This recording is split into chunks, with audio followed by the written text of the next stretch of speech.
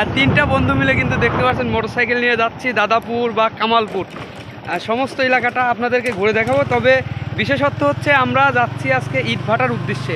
কামালপুরে নাকি ওখানটাতে প্রায় শতাধিক ইটভাটা আছে, সেখানটাতে আমরা ইটভাটাগুলো দেখতে যাব।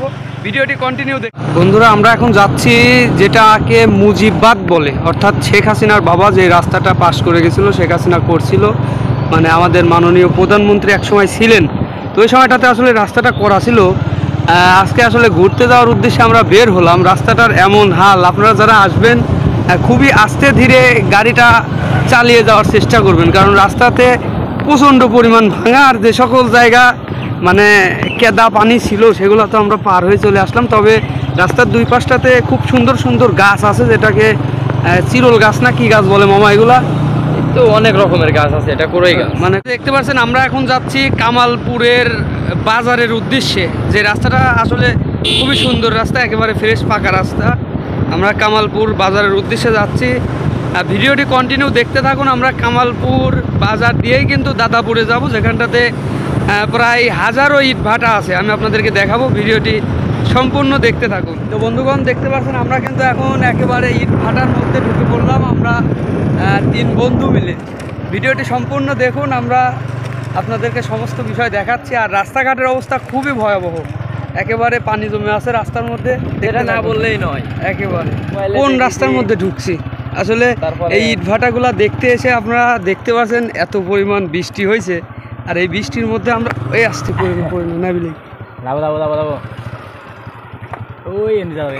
আল্লাহ যেমন দিয়ে শুনছি। চলো, দেখতে পাচ্ছেন রাস্তার পরিবেশ, অথচ ইট ভাটাতে কিন্তু লক্ষাধিক ইট এখনও রয়েছে, যেগুলো আমি আপনাদেরকে দেখাবো। সামান্য একটু ধৈর্য ধরেন, কিছুক্ষণের মধ্যে আমরা একেবারে ইট ভাটার মধ্যে ঢুকে পড়বো। দাঁড়িয়ে আছি বিশাল এক মাটির স্ট্রাইকের উপরে, আর আমার পিছনে যে সকল ভাটাগুলো দেখতে পাচ্ছেন, যেটাকে আমরা দাদাপুর বলে থাকি, বা আপনার কি জানো মামা, বিলকাতা। বিলকাতা মানে দাদাপুর বা বিলকাতা, যেটা পাবনা জেলার মধ্যে সর্বোচ্চ ভাটা একই জায়গাতে।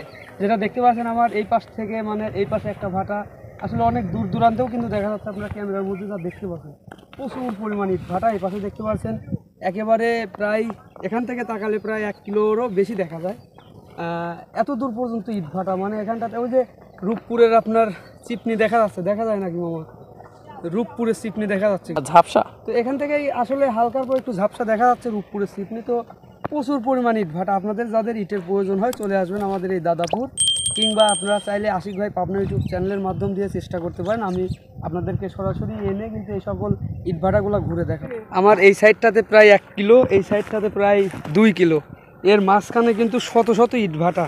আর আমি আপনাদেরকে দেখালাম একেবারে যেটা কাঁচামাল, অর্থাৎ ইট বানানোর জন্য যেই কাঁচামালটা ব্যবহার করা হয়, সেই কাঁচামালের উপর থেকে আপনাদেরকে ভিডিও করে দেখালাম। দেখতে পাচ্ছেন যে এই কাঁচা মাটির স্ট্রাইকের উপরে কত পরিমাণ মানে ঝোড়ঝাপটা হয়ে আছে।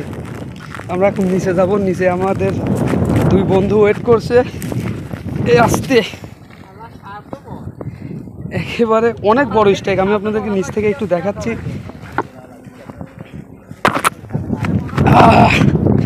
এই যে দেখতে পাচ্ছেন নেমে পড়লাম, বিশাল মাটির স্ট্রাইক, আর শতাধিক কিন্তু ইট ভাটা।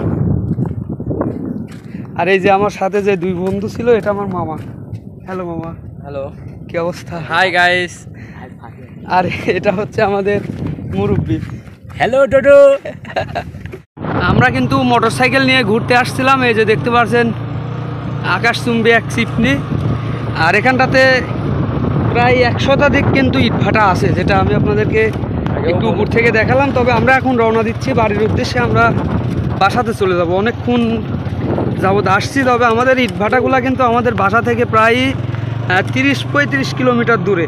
আমরা আর কিছুটা গেলে কিন্তু ওই পাশটাতে আপনাদেরকে দেখালাম আমাদের পারমাণবিক বিদ্যুৎ কেন্দ্র চিপনি দেখা গেল। আমরা কিন্তু যদি ইচ্ছা থাকতো চলে যেতাম, তো অনেকটা ঘুরলাম। আমরা এখন বাসায় যাচ্ছি, ভিডিওটি কন্টিনিউ দেখতে থাকুন আপনারা। আর আমাদের ইট ভাটাতে দেখতেই পাচ্ছেন লক্ষ লক্ষ কোটি কোটি ইট কিন্তু আছে এখনও। পারমাণবিক রূপপুরের যেই বিদ্যুৎ কেন্দ্র হচ্ছে, যেটার 2টা চিপনি কিন্তু এখান থেকে হালকার উপরে দেখা যাচ্ছে। এছাড়াও শুধুমাত্র ইটের ভাটার চিপনি দেখেন, প্রচুর পরিমাণ ইট ভাটা দেখতে পাচ্ছেন। এটাকে দাদাপুর বলা হয়। তো এই দাদাপুরেই কিন্তু আমাদের পাবনার মধ্যে সর্বোচ্চ ইট ভাটা।